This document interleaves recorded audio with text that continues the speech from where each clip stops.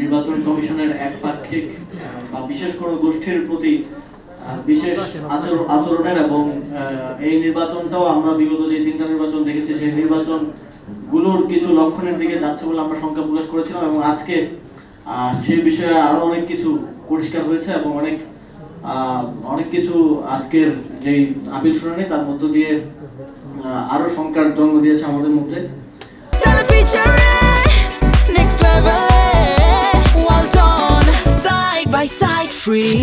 বাংলাদেশের সংবিধানে স্পষ্টভাবে বলা আছে যে কোনো ব্যক্তি যদি কোনো বিদেশি নাগরিকত্ব গ্রহণ করেন কিংবা আনুগত্য প্রকাশ করেন, শুধু নাগরিকত্ব গ্রহণ না, আনুগত্য প্রকাশ করলেও তিনি বাংলাদেশের সংসদ সদস্য প্রার্থী হওয়ার যোগ্যতা হারাবেন।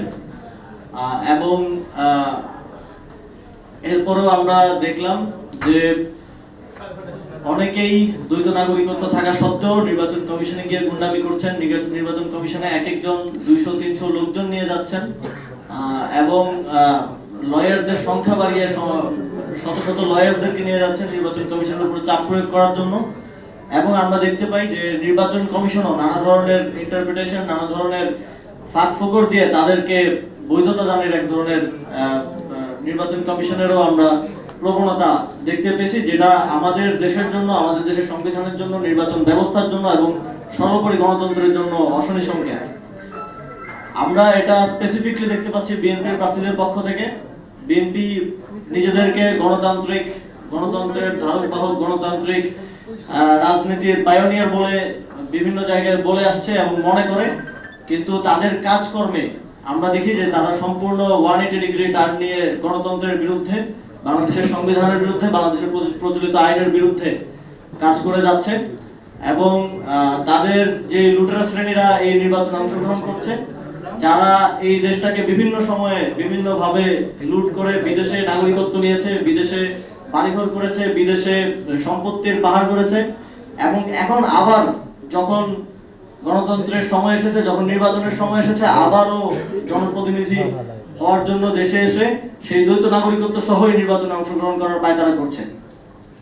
আপনারা যদি জনপ্রতিনিধি হতে চান তাহলে প্রকৃত অর্থে প্রথমে বাংলাদেশের এককভাবে বাংলাদেশের নাগরিক হন। আমরা কোনো বিদেশি নাগরিককে বাংলাদেশে নির্বাচন করতে দেব না।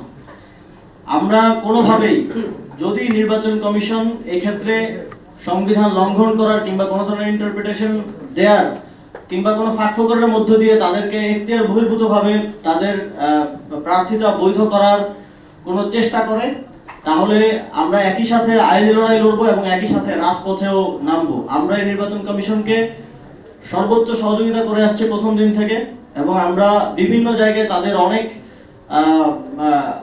অনেক ঘাটতি সত্ত্বেও তাদের এই যে একপাক্ষিক অবস্থান নেওয়াটা, সেটা আমরা একদম যাচাই বাছাইয়ের পর্যায়ে থেকে দেখে আসছি। তারপরেও আমরা চেষ্টা করছি তাদেরকে সময় দেওয়ার সুযোগ দেয় যাতে তারা এগুলো ঠিক করে নেয়। কিন্তু আজকের যে ঘটনাগুলো ঘটেছে এবং আগামীকালকে আবার এফিডেভিটের মাধ্যমে বিদেশি নাগরিকদেরকে বাংলাদেশের নির্বাচন করার সুযোগ দেওয়ার যে কথাগুলো আমরা শুনেছি, তারপরে আমরা তাদেরকে আর কোনো ধরনের সুযোগ দিব না।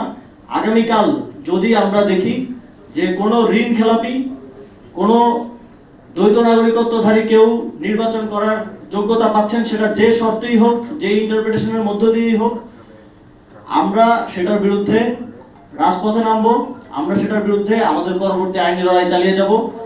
আমরা কোনোভাবেই এই নির্বাচন কমিশনকে পূর্ববর্তী 3টি নির্বাচন কমিশনের মতো একটা দায় সারা নির্বাচন এবং একপাক্ষিক নির্বাচন, সেটেল নির্বাচন আয়োজন করার সুযোগ দিব না।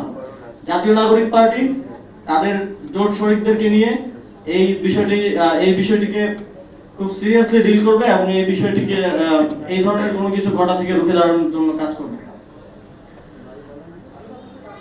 আমরা দেখেছি যে বিশেষ করে যেই দলগুলো বিগত সময়ে ক্ষমতায় ছিল, তাদের মধ্যে স্পেসিফিকলি এই প্রবলেমগুলো বেশি, যে তাদের প্রার্থীরা ঋণ খেলাপি, একজন 3টা ব্যাংকের ঋণ খেলাপি, একজন 190 কোটি, 200 কোটি, 500 কোটি টাকার ঋণ খেলাপি, এবং এই টাকাগুলো আমার দেশের জনগণের, এবং এই টাকা ফেরত না দিয়ে তারা বারবার একের পর এক নির্বাচনে অংশগ্রহণ করছেন, সংসদে প্রতিনিধিত্ব করতে চাচ্ছেন, কিংবা প্রতিনিধিত্ব করতে না পারলে বিদেশে গিয়ে আরামায়েশে জীবনযাপন করছেন। আপনারা দেখেছেন যে জাতীয় নাগরিক পার্টিরও 47 জন মনোনয়নপত্র জমা দিয়েছেন, সেখানে একজন ব্যতীত বাকি সবাই নিষ্কণ্টকভাবে তাদের মনোনয়নের বৈধতা পেয়েছেন। আমরা এই নতুন বন্দোবস্তের কথাই সবসময় বলে এসেছি এবং এই নতুন বন্দোবস্তের পথেই আমরা যেতে চাই। এটাই প্রমাণ করে যে জাতীয় নাগরিক পার্টি এই যেই তথাকথিত গণতান্ত্রিক কিন্তু লুটেরা রাজনৈতিক দলগুলো আছে তাদের থেকে কোন জায়গায় আলাদা, এবং বাংলাদেশের জনগণ এই পরিবর্তনটা দেখেই তাদের ম্যান্ডেট দেবে এটা আমরা প্রত্যাশা করি। আরেকটা বিষয়, আমরা আজকে অত্যন্ত দুঃখের সাথে জানতে পারলাম যে বিএনপির ফেনী 3 আসনের সংসদ সদস্য পদপ্রার্থী তিনি আমাদের যেই লিগ্যাল টিমের যারা সদস্যরা সেখানে ছিলেন তাদেরকে ব্লাডি সিটিজেন বলে মানে সেখানে গালি দিয়েছেন। তো আমরা এটাকে গালি হিসেবে নিচ্ছি না, আমরা মনে করি আমরা ব্লাডি সিটিজেন, আমরা এই বাংলাদেশের ব্লাডি নাগরিক, কিন্তু আমরা ব্লাডি ফরেনার না। আপনাদের মতো ব্লাডি ফরেনারদের বাংলাদেশের কোনো অধিকার নেই নির্বাচনে অংশগ্রহণ করার এবং জনপ্রতিনিধিত্ব করার। বাংলাদেশের একটা উদীয়মান রাজনৈতিক দল হিসেবে জুলাই গণঅভ্যুত্থানের থেকে উঠে আসা একটা রাজনৈতিক দল হিসেবে আমরা কোনোভাবেই আপনাদেরকে সেই সুযোগ দিব না। যদি কোনোভাবে আপনারা নির্বাচন কমিশনকে ম্যানেজ করে কিংবা এই পলিটিক্যাল এই ফ্যাসিবাদী সিস্টেম যেটা আমরা দুঃখজনকভাবে গত 1.5 বছরও পুরোপুরি পরিবর্তন করতে পারিনি, সেটার মধ্য দিয়ে আপনারা বৈধতা পেয়ে যান, তাহলে মনে রাখবেন আপনাদেরকে রাজপথে প্রতিরোধ করা হবে, আপনাদেরকে আপনাদের আসনে প্রতিরোধ করা হবে, আপনাদেরকে আমরা আমাদের যেই সুপ্রিম কোর্ট আছে সেখানে আমরা আমাদের আইন লড়াই চালাবো, কিন্তু কোনোভাবেই আপনাদেরকে আমরা শান্তিতে এখানে নির্বাচন করতে এদেশের জনগণের প্রতিনিধিত্ব করার সুযোগ আমরা দেব না।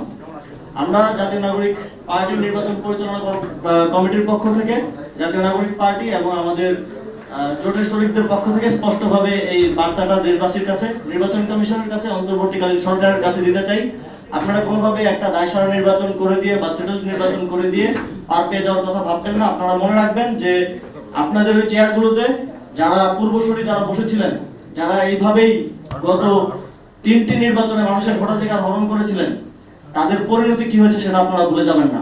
আপনারা যদি এই ধরনের পরিণতি অদূর ভবিষ্যতে না চান, তাহলে অবশ্যই আপনাদেরকে একটা সুষ্ঠু নির্বাচন আয়োজন করতে হবে, সেটার জন্য সর্বোচ্চ সদিচ্ছা দেখাতে হবে, এবং যদি কোথাও আপনারা বাধাগ্রস্ত মনে করেন সেটা আমাদেরকে জানান, আমরা আপনাদেরকে সহযোগিতা করব, বাংলাদেশের জনগণ আপনাদেরকে সহযোগিতা করবে।